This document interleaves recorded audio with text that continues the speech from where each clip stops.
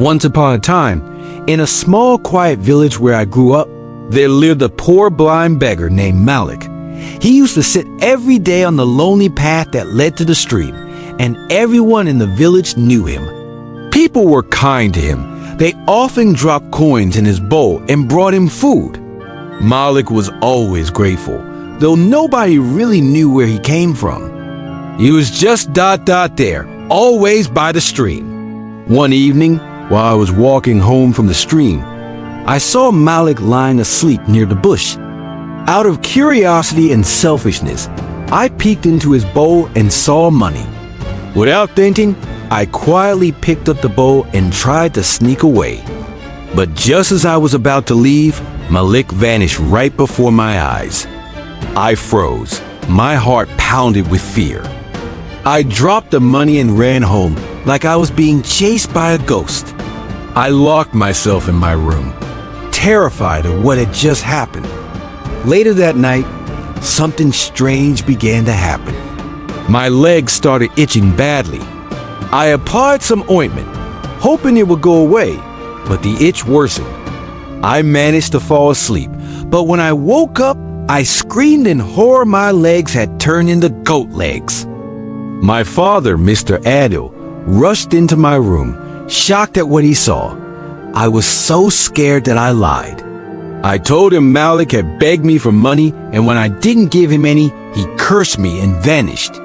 My father was furious and went out the next morning to confront Malik, but he wasn't there. He waited all day, but Malik never showed up. My father grew worried and took me to different healers. First to the village healer, then to one near the mountains, and later to several others. No one could cure my strange condition. People in the village soon found out, and everyone was terrified. They believed Malik had cursed me. Villagers came to stare at my legs, whispering in fear and pity. Days turned into weeks, and the pain became unbearable. I couldn't walk anymore. I was bedridden, completely helpless. Desperate, my father visited a village seer. She told him the truth. Malik wasn't an ordinary beggar. He came to the village with a mission, and I had angered him by trying to steal from him. The seer also said that if I didn't do something soon, my entire body would become that of a goat. My father asked what I could do to fix it, and she said only I could discover Malik's mission and complete it. My father came home and forced me to confess the truth. Knowing how strict he was, I admitted everything that I had tried to steal from Malik. He was deeply disappointed, not only because of what I had done, but also because this wasn't the first time I'd stolen. My mother used to ignore my behavior, even when others accused me. I now understood that all those small wrongdoings led to this moment.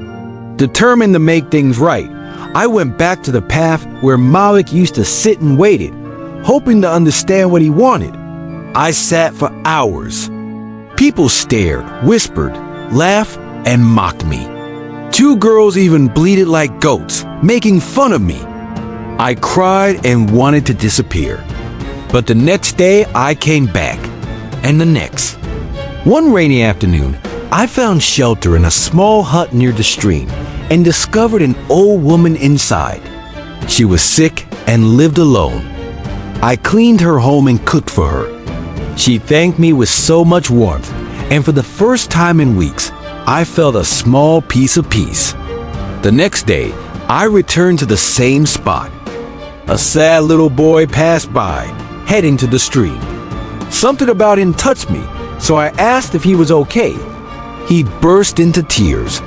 He told me how he was being abused by his stepmother.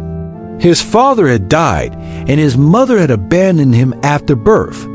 He was completely alone and unloved. I gave him some food and promised to help him. I told him I'd bring him food every day, and he was so grateful. The next day, I asked if he had anything that belonged to his mother. He handed me a bracelet she had left with him.